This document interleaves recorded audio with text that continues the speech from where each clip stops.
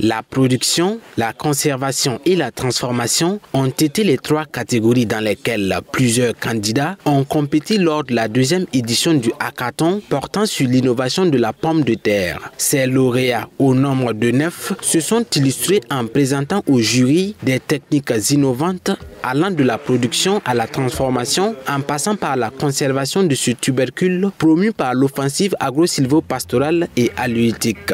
Successivement et par catégorie, les prix dont la valeur totale s'élève à 8 millions de francs CFA ont été remis aux plus méritants. Nous avons présenté la production des semences de pommes de terre à partir de la culture in vitro. Cette culture, c'est de pouvoir produire des plantules au laboratoire, les transférer dans des serres pour les acclimater, ensuite les faire sortir sur le terrain pour la production des semences, des mini-tubercules.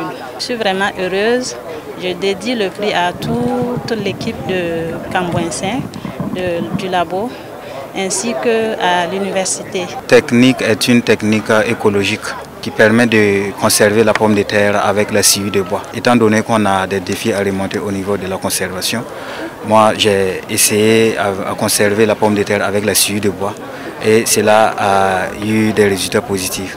Donc je suis en train de vulgariser cette technique-là auprès des producteurs qui leur permet de conserver la pomme de terre pendant au moins 6 mois. Pour le directeur général de l'Agence de financement et de promotion des petites et moyennes entreprises, l'objectif de cette compétition était de susciter des innovations dans les maillons de production, conservation et transformation de la pomme de terre. Un objectif qui, selon lui, a été atteint au regard des résultats obtenus par les candidats. Organiser ces genres de compétition, vous rendez compte de cette capacité de l'esprit humain, n'est-ce pas, à apporter des solutions à ce qui paraissait banal.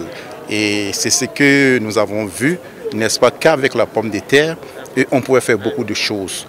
Effectivement, comme nous avions 3 prix à donner par catégorie, c'était une compétition, nous sommes limités à 3 prix.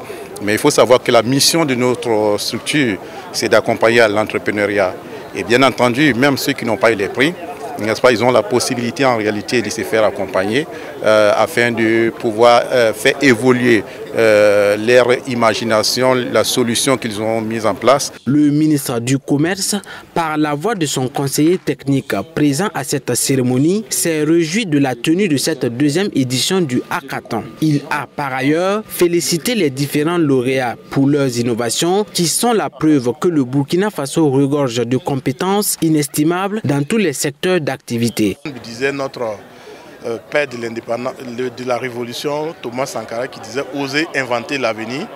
Moi, je vais le paraphraser pour dire que osons l'innovation, parce que c'est à travers cela que nous allons maîtriser les coûts de production de matières premières locales agricoles et halieutiques, qui va nous permettre d'assurer des coûts maîtrisés au niveau des populations, mais nous permettre d'exporter le surplus sur le marché, régional, mais aussi africain. Les lauréats, en plus des prix obtenus, bénéficient d'une possibilité d'accroître leur business à travers un projet d'accompagnement financier à l'AFP-PME. Le ministère de l'Agriculture a également offert des tonnes d'engrais et d'urée aux lauréats. L'Agence de financement et de la promotion des petites et moyennes entreprises donne rendez-vous en 2025 pour la 3e édition du hackathon.